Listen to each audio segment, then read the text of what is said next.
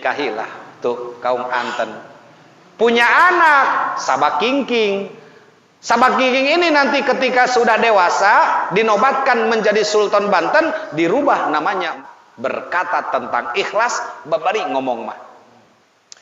Ikhlas dia, ikhlas, hati nama ngegeletek. Kan kadang-kadang gitunya. Ikhlas tuh ya, ikhlas. Ridho untuk ridho, yeay, 1.000.000%. Kadang-kadang kan begitu. Subscribe Abah channel. Lupa. Jangan ngomongnya benar. Jangan lupa. Terus Like, Like, komen, dan subscribe. subscribe Abah New Channel. Abah channel. Mantap, mana mantapnya? Tangannya dong Mantap. sambil itu. Tahu. Nah. Lagi.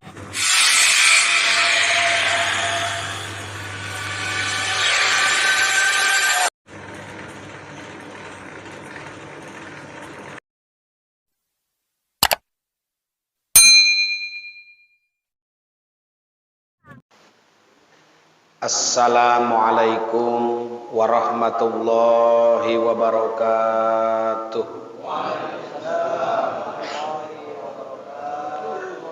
Alhamdulillahi rabbil alamin. Wabihi nasta'inu ala umuri dunya waddin. Wala udwana illa ala zalimin. Wassalatu wassalamu ala asrafil anbiya'i wal mursalin. Sayyidina wa habibina wa syafi'ina wa maulana Muhammadin wa ala alihi wa ashabihi wa man tabi'ahum bi isanin ila yaumiddin, amma ba'du. Faqala ta'ala fi ayatihil karim, a'udzu billahi minasyaitonir rajim. Bismillahirrahmanirrahim. Fa idza sa'alaka ibadi anni fa inni qarib. Wa qala Rasulullah sallallahu alaihi wasallam, innallaha la yanzuru ila ajsamikum wala ila suwarikum walakinnallaha yanzuru ila qulubikum. Shadaqallahul aliyul azim. Hadratal mukarramin, segenap para sepuh, para asatid, para hujaz, tokoh masyarakat dari berbagai majelis taklim, masjid dan musola kelurahan Angke dan sekitarnya, terutama pengurus musola Al-Mukarram Bapak Ustadz Ahmad Asrori beserta jajaran, murotibil acara, para kesepuhan kita, diantaranya Bapak Cep Wahyu beserta jajaran, dan juga para kesepuhan, para bapak, para pemuda yang hadir, yang semuanya insya Allah dimuliakan Allah subhanahu wa ta'ala. Alhamdulillah, kita panjatkan puji syukur kehadirat Allah, di mana pada malam ini sebagaimana biasa kita melaksanakan dan menggugurkan kewajiban setiap malam Kamis di Musolah At-Thahiriyah, yang mana sampai pada saat ini masih berada di Jumadil Awal, Jumadil Akhir, Rejab 2 bulan, ya. Karena biasa kita bulan Sya'ban diadakan tawakupan sementara. Masih ada beberapa pertemuan, ya, kurang lebih bersih 2 bulan kita thalabul ilmi. Oleh karena itu kita sengaja mengumpulkan dari setiap apa yang menjadi amal. Mudah-mudahan amal-amal yang kita kumpulkan ini untuk membiayai kehidupan kita di negeri akhirat. Mudah-mudahan dengan thalabul ilmi seluruh amal ibadah kita, dari kekurangan-kekurangan salat kita, wudu kita, mandi kita, puasa kita, zakat kita, dari setiap kekurangan melalui thalabul ilmi, mudah-mudahan Allah memberikan maghfirah kepada kita, amin. Oleh karena itu malam ini kita membuka Nasoihul Ibad di halaman 187, makalah ke-24. Bismillahirrahmanirrahim. Allahumma aftah alaina bihikmatika wangsur alaina rahmataka ya dzal zalali wal ikram. Allahumma aftah lana bi futuhil arifin. Kembali kita akan bersama-sama melihat dan mendengar sekaligus kita bersama-sama belajar untuk memahami. Bayangkan yang kita pahami ini adalah karena penglihatan. Dengan melihat lalu kita bisa membaca. Nah, ketika kita baca bisa dirasa. Maka rasa inilah yang akan mengaplikasikan menuju pemahaman. Makanya ketika Nabi turun wahyu pertama, malaikat Jibril mengatakan Iqra, bacalah. Iqra bismi rabbikal ladzi khalaq, bacalah. Nabi mengatakan wa ma ana biqori, aku tidak bisa baca. Nah, sehingga ini salah paham di kalangan umat. Umat mengatakan, oh, lamun kitu mah pantes Nabi teu bisa maca sehingga disebut Nabiyil Ummiyi, nabi yang bodoh. Salah kalau mengatakan Nabi Umi di situ bodoh. Kenapa jadi Rasul kalau bodoh mah? Gitu ya. Kalau bodoh kenapa jadi Rasul? Sedangkan sifat yang wajib di Rasul 4. Sidik, amanah, tabligh, patona. Sedangkan patona artinya pinter. Lalu apa artinya? Artinya disebut Nabiyil Ummiyi adalah Nabi tidak sekolah, Nabi tidak madrasah, Nabi tidak kuliah, Nabi tidak berguru. Tapi meskipun demikian tetap Nabi begitu. Ya, jadi jangan dikatakan Nabiul Ummiyi, nabi yang bodoh, gitu. Salah.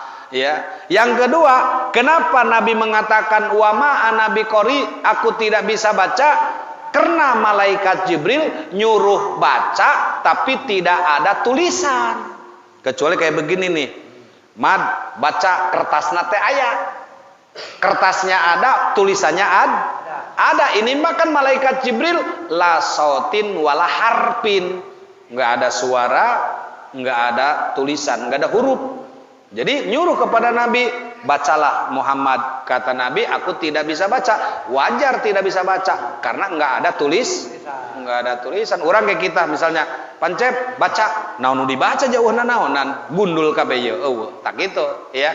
Jadi pemahamannya bukan Nabiul Ummiyi, nabi yang bodoh, tapi nabi adalah yang tidak belajar, tidak berguru, tidak sekolah, tapi tetap pintar patona. Itu diantaranya, ya.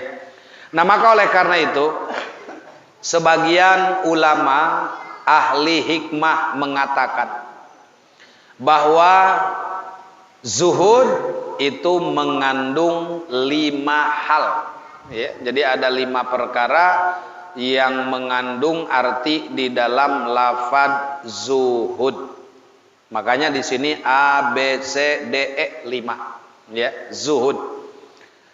Di mana 5 perkara ini atau 5 hal ini? Yang pertama, zuhud artinya penuh keyakinan kepada Allah. Sebagaimana rukun iman yang pertama, amantu billahi. Jadi kita menyatakan amantu, aku beriman billahi kepada, tapi bukan cuma lisan. Kalau lisan mah ucapan, tapi kalau urusan hati meyakinkan. Meyakinkan bukan dengan lisan, meyakinkan dengan hati. Makanya itulah diantaranya iman itu diucapkan oleh lisan, diyakinkan oleh hati, diamalkan oleh anggota badan. Tuh, ya. Jadi penuh keyakinan kepada Allah bukan lewat kata-kata tapi lewat rasa. Sehingga dalam Al-Qur'an disebutkan wabil akhirati hum yuqinun. Mereka sudah yakin dengan akhirat. Mana buktinya? Eta salat Seandainya lamun teu yakin moal salat, makana urang salat lantaran yakin di akhirat ada kehidupan. Kalau tidak yakin dengan akhirat, nggak mungkin berangkat haji, nggak mungkin zakat, nggak mungkin puasa. Makanya semua termasuk ngaji malam ini dijalankan karena yakin akan adanya kehidupan akhirat. Dan kita tahu sudah dikaji tentang akhirat itu bagaimana tempatnya, bagaimana kenikmatan, bagaimana kesengsaraannya. Karena ada neraka, ada surga. Seperti itu, ya. Maka inilah zuhud, bisa dikatakan zuhud kalau yang pertama memiliki keyakinan dalam hatinya kepada Allah. Kalau cuman ucapan mah orang munafik juga ngomong. Iya, kalau cuman mulut orang munafik juga ngomong. Wa minan nasi may yaqulu amana billahi wal yaumil akhir wa ma hum bimu'minin. Di antara manusia munafikin berkata, mayyakulu, mereka mengatakan, man amana billah wal yaumil akhir. Amana billah, kami adalah orang-orang yang beriman. Itu kata mereka. Kami percaya kepada Allah, kami juga percaya kepada hari kiamat. Tapi ngomong doang, hati nama tidak iman. Maka kata Allah, wa ma hum bimu'minin, pada sebenarnya mereka bukan golongan orang yang beriman. Cuman mengecohkan orang-orang Islam, mengecohkan orang-orang yang beriman agar mereka ini bisa dipecah belah, bisa dirusak. Seperti sekarang ini orang dipecah belah, Islam dan Islam saling berdebat, Islam dan Islam saling bermusuhan. Tuh akibat apa? Akibat masuknya orang-orang munafik. Memang orang munafik begitu tugasnya. Ya, kalau mereka langsung hantam dengan kekuatan perang, nggak kuat. Kenapa? Karena memang Indonesia mayoritas Islam. Tapi bagaimana caranya? Diadu domba oleh mereka. Akhirnya ini hancur, ini babak belur. Dia tepuk tangan, doang Belanda gitu. Belanda ingin menguasai Indonesia, tidak sanggup dia perang secara langsung terbuka. Bagaimana caranya? Dihasut satu sama lain supaya saling bermusuhan. Terjadi Banten runtuh karena perang saudara. Demak runtuh karena perang saudara. Mataram runtuh karena perang saudara. Cirebon runtuh karena perang saudara. Maka kalau tidak perang saudara, tidak mungkin ada kesepuhan, tidak mungkin ada kanoman. Apa ini simbolnya? Ada kesepuhan, ada kanoman. Artinya ada dua keraton. Yang satu namanya keraton kesepuhan, yang satu namanya keraton kanoman. Padahal dulunya satu, di bawah bendera Sunan Gunung Jati. Kenapa sekarang berpecah? Itulah akibat korban politik diadu domba. Begitu juga dengan Banten. Ada yang namanya keraton Sorosoan, ada juga yang namanya keraton Kaibon. Kalau Kaibon mah sebelum Banten, Maulana Yusuf sebelah kiri Kaibon. Kalau Sorosoan itu yang di sekitar menara yang mengelilingi benteng, yaitu makam Sultan Maulana Hasanuddin, itu namanya adalah keraton Sorosoan. Sorosoan itu siapa? Sorosoan itu adalah nama raja sebelum Islam. Siapa ibunya? Kentring Manik. Siapa bapaknya? Prabu Siliwangi. Punya anak Sorosoan namanya Pucuk Umun Kaung Anten. Kaung Anten dinikahi oleh Syarif Hidayatullah. Jadi menikah satu cucu. Sama-sama cucunya Prabu Siliwangi. Tapi tujuan daripada Gunung Sunan Jati menikahi daripada Kaung Anten adalah supaya menyebarkan agama Islam. Dinikahilah tuh Kaung Anten. Punya anak Sabakingking.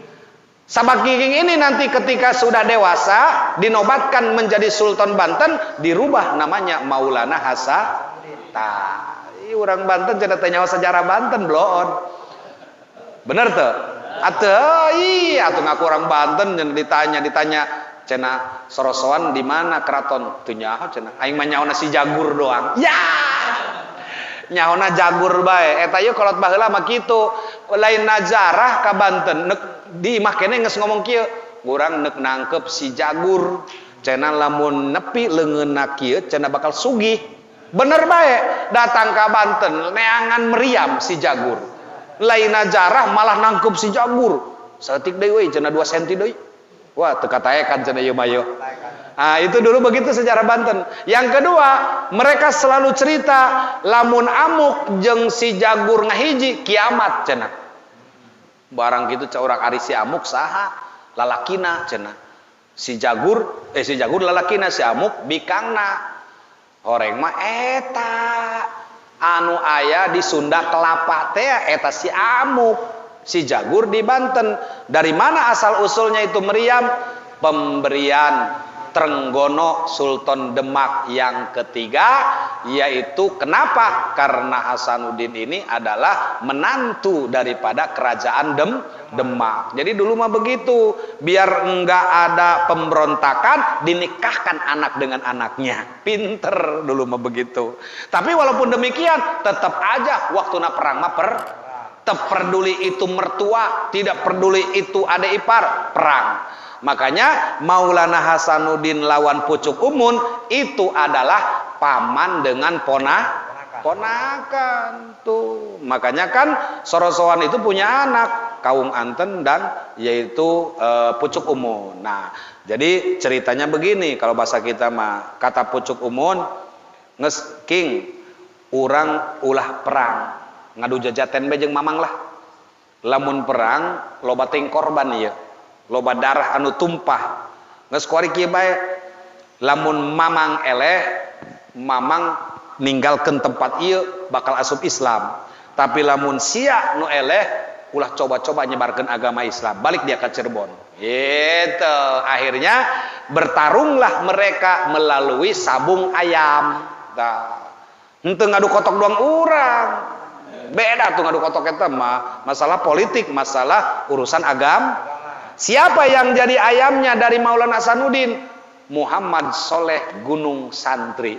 Tah, kita sejarah tuh ya, jarah naik ke Gunung Santri, eta anu jadi hayam Maulana Hasanuddin. Kenapa? Pucuk Umun ge boga hayam ilmu sihir. Tuh, ya sirarante. Makanya kalah Pucuk Umun ayamnya. Akhirnya Pucuk Umun menyerahkan Banten, Serang, dan dia malu gengsi untuk masuk Islam. Akhirnya pergi ke daerah Kanekes, pergi ke daerah Citorek yang sekarang menjadi suku Baduy. Itu sejarahnya. Gitu, ya. Ayeuna naon kayak bising ditanya teh ya. Nah, ari geus kieu menyaho cenah. Pancen aja Ustad menyahoan, Ustad dilawan. Atuh lamun urang kita jarat ya pan bising ditanyanya, cenah Ustad teu nyaho sejarah. Nah, jadi minimal kita memahami seperti itulah. Jadi ternyata mereka perang bukan dengan orang lain. Setiap kerajaan baik itu Majapahit, kemudian Pajajaran, kemudian Galuh Pakuwon, semua termasuk Cirebon dan Banten, perangnya bukan dengan orang lain. Orang lain mah cuman POC doang. Itu baru orang lain. Ya, kalau bicara orang lain siapa? Belanda tuh POC. Jepang, ya. Kemudian sekutu yang pertama yaitu Inggris. Lalu siapa lagi? Portugis. Baru itu namanya benar-benar musuh. Kenapa? Karena dia mah menjajah. Tapi kalau yang perang-perang dengan sesama kerajaan, itu mah perang saudara semuanya. Itu, ya. Nah, maka oleh karena itulah di mana kita memahami bahwa dengan adanya bukti-bukti situs yang sering kita ziarah ke makam para aulia, itu menandakan bahwa dulu di wilayah kita berdiri sebuah negara. Makanya Banten dulu dibentuk Indonesia aneh. Kenapa nggak jadi provinsi? Padahal sebelum Indonesia berdiri, Banten mah sudah ada pan aneh eta dicekel ku Jawa Barat. Padahal Jawa Barat runtuh ti heula, Banten yang berjaya mah begitu. Ya. Nah, kemudian yang kedua, berbuat baik kepada sesama makhluk. Nah, itu zuhud namanya. Ya, jadi kita ingin tahu zuhud itu apa sih? Nah, berbuat baik kepada sesama makhluk. Jangankan sesama manusia, dengan yang lain pun, ya, dengan hewan pun sudah dicontohkan bagaimana Imam Ghazali mendapat rahmat magfirah Allah. Ternyata bukan dari ibadahnya, bukan dari karya-karyanya, bukan daripada kitab-kitabnya, tapi karena dia membiarkan seekor lalat meminum tintanya. Imam Ghazali bingung ditanya, apa yang membuat Allah memberi rahmat magfirah? Mungkin karena sholat saya, bukan. Mungkin karena ibadah saya, bukan. Mungkin karena karya-karya saya, bukan. Cek Imam Ghazali naon deui jeung mah teu boga andalan deui.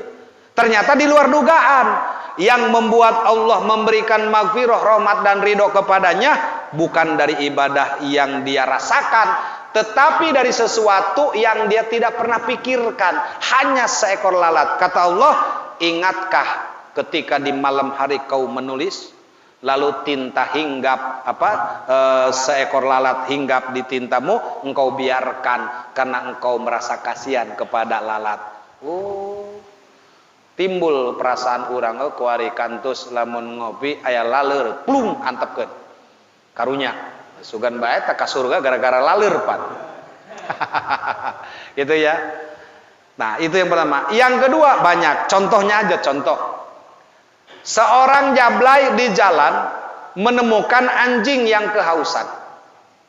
Lalu dia tidak tega dengan anjing, lalu dia mengerek air, nimba. Hanya untuk berbelas kasihan kepada seekor diceritakan itu jablay masuk surga gara-gara berbuat baik kepada anjing, apalagi kepada manusia. Tapi jangan ditiru ini mah. Enggak jadi jablay deui. Ingat meuli jadi jablay bae cenah moal salat moal ngaji nek neangan anjing bae. Seperti itu ya. Nah, jadi berbuat baik kepada sesama makhluk. Mana hadisnya? Irhamu man fil ardi yarhamkum man fis sama. Kasihanilah makhluk yang ada di bumi sebagaimana yang di langit menyayangimu. Siapa? Para malaikat. Seperti itu ya. Kemudian yang ketiga, ikhlas dalam beramal. Mudah diucapkan, sulit diamalkan. Berkata tentang ikhlas, babari ngomong mah. Ikhlas dia, ikhlas, hatena mah ngageletek. Kan kadang-kadang gitunya. Ikhlas teh ieu, ikhlas. Ridho teu, ridho. Yeay, 1.000.000%. Kadang-kadang kan begitu. Tapi itulah manusia. Serba salah orang ikhlas ge ku sebab teu ngeunaheun teh. Kadang-kadang ikhlas hate mah urang masih nek keneh kan gitu. Ya, nah itulah. Maka ikhlas itu bukan dengan kata-kata. Maka al ikhlasu karihin. Ikhlas itu seperti buang angin, doang kentut. Begitu tut geus teu ngarasa kabeuratan. Tidak merasa kehilang. Teu disiaran deui. Aceh keluar hitut tut disiaran. Kemana dak? Lumpat teh. Laju ngomong mah ngagreyeng teh. Duh dak, hoka mah teh lesot buak aing. Henteu. Ikhlas, bahwa ikhlas itu seperti buang angin dibuang malah merasa lega. Itulah ikhlas. Makanya saya katakan ikhlas itu mudah diucapkan, sulit diamalkan. Tapi memang harus ikhlas. Mual bisa orang menempati zuhud lamun teu ikhlas dalam beramal. Kemudian yang keempat, sabar atas penganiayaan orang lain. Lebih hese deui ya. Ini lebih sulit lagi. Sebab di antara manusia, apalagi zaman hukum, kuari. Negara kita negara hukum. Jangan takut-takut. Nanti dihukum. Karena merasa ini negara hukum, sekecil apapun main lapor bae kuari mah. Noel jubur awewe bete ridho dilaporkan ke Aceh. Ngetak ulah sok tupak tepok bae. Bener. Ya, dianggap pelecehan bae pan kuari mah, ya. Nah, jadi itu diantaranya sabar atas penganiayaan orang lain. Ini yang bisa begini hanya pangkat wali, Pak. dihina sabodo, didolimi sabodo, ku batur di kukumaha sabodo, karena naon? Karena yakin manehna mah leusteung kage dibalas ku Allah. Ai urang mah yakin dibalas ku Allah, urang ge hayang ngabalas deui. Tah, jadi urang mah yang double bae, ku Allah dibalas, urang ge hayang ngabalas bae. Doang teu bisa hees belum teu ngabalas. Tuh, iya. Jadi sobar atas penganiayaan orang lain, dianiaya sobar bae, teu bisa kitu cenah urang mah kan gitu ya. Nah itu diantaranya. Kemudian yang terakhir qanaah, menerima apa ada, baik ketika dahar, makan, minum, pakaian, tempat tinggal, apapun dalam keseharian kita selalu menerima yang ada, tidak pernah menanyakan yang tidak ada, dan tidak pernah protes. Itu namanya qanaah ya. Jadi hubungan ikhlas dan zuhud menurut Yahya bin Mu'adz adalah sebagai berikut. La yablughu ahadun haqiqataz zuhdi hatta yakuna fihi salasu hisolin. Amalun bila alaqatin, wa qaulun bila tomain, wa izzun bila riyasatin. Seorang mukmin tidak akan mencapai tingkat zuhud yang sebenarnya hingga ia memiliki 3 faktor, yaitu beramal semata-mata karena Allah. Ini juga sama, mudah diucapkan, sulit tapi memang harus begitu. Biar bagaimanapun, mau sulit, mau susah, mau angel, tetap harus ada upaya untuk ikhlas. Tidak karena ikatan-ikatan yang lain. Berkata tanpa ada kecenderungan tamak. Tamak itu serakah. Merasa mulia atau merasa bahagia tanpa memiliki pangkat. Orang teboga pangkat gembira baik bahagia. Terjadi nanaon ge urang bahagia. Komo jadi nanaon kan gitu. Nah, apakah bisa? Sedangkan likuli sayin sababun. Manusia akan gembira, manusia akan bahagia karena ada sesuatu. Nah, di dieu mah eueuh sesuatu ge gembira. Kan hese ieu. Doang kace tepugu-pugu gembira bae ditanya, kunaon dia gembira? Henteu eueuh nanaon ieu gembira bae pokona mah. Kan hese eta. Sedangkan kita biasanya gembira karena ada sesuatu. Di sini mah tanpa sesuatu, tanpa pangkat, dia merasa gembira. Nah inilah ya, tidak punya apa-apa, tidak karena apa-apa dia gembira bahagia, apalagi karena ada yang lain seperti itu. Ya. Nah kemudian zuhud yang sebenarnya adalah sebagaimana sabda Rasulullah Sallallahu Alaihi Wasallam. Ya. Az-zahadatu fi dunya laysat bitahrimil halali wala idha'atil mali walakinna az-zahadatu fi dunya alla takuna bima fi yadika awsaqu minka bima fi yadillah wa antakuna fi sawabil musibati idza afta usibta biha argoba minka fiha law annaha ubkiyat laka, rawahu Tirmidzi wa Ibnu Majah. Artinya dalam hadis Nabi disebutkan zuhud di dalam dunia, berarti sekarang nih di dalam dunia. Itu bukanlah dengan cara mengharamkan yang halal. Kadang-kadang orang yang halal diharamkan, yang makruh diharam-haram. Sebagaimana orang berani mengatakan rokok berasal dari kencing setan. Eta kira-kira soheh henteu. Hewa mah hewa bae dia kan ngarokok, tapi ulah ngomong-ngomong ciki setan anjing kesrek doang. Kan kitu tah. Eta anu ngomong ke situ. Padahal mah eta manehna ge meunang ngeser teh nang nimu, tapi berani ngadalilan kos kitu. Tahu enggak lu rokok dari mana? Dari kencing setan. Lamun dia masantren 20 tahun ngomong gitu aing percaya. Iya memondok henteu naon henteu nyanyahoanan. Oreng mah dinabah Google tolol setah. Gitu.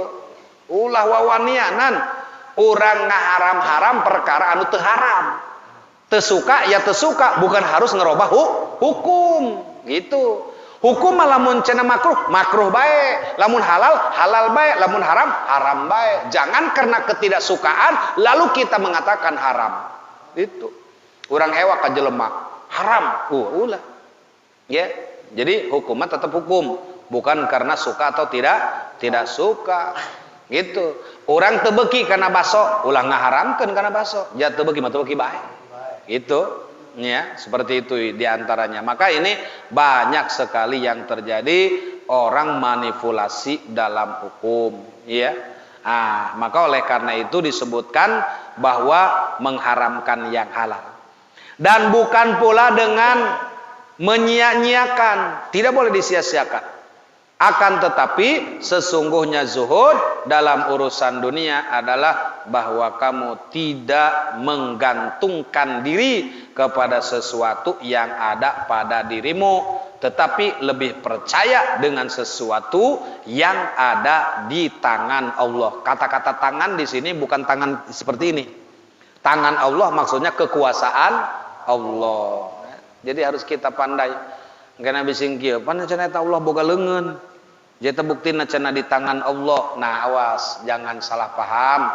Tangan di sini adalah biyadillah. Yad bukan berarti tangan, tapi yad adalah bimana kekuasaan. Dan lebih senang menjadikan kesempatan memperoleh pahala dalam menjauhi maksiat daripada maksiat itu ada padamu. Waduh, luar biasa, ya. Belum sanggup kita, tapi walaupun belum sanggup bukan berarti kita menyerah, tetap berusaha. Kenapa? Sekecil apapun yang namanya usaha, upaya pasti akan membawa hasil, ya. Pengertian zuhud menurut Syekh Junaidi adalah sebagai berikut. Khulwul qalbi amma khalaj minhul yadi. Hati merasa senang sekalipun usahanya gagal total. Aya teu nu kieu ka Aceh. Usahana bangkrut tapi gembira bae. Tah, bu ieu lah anu hese ge eta zuhud mah kos kitu orangnya. Makana cek saya ge ieu mah pangkat wali. Cek orang rugi na bae ngahaha bae dia mah sesurian bae. Komoting untungna ya. Ya. Nah seperti itulah tuh.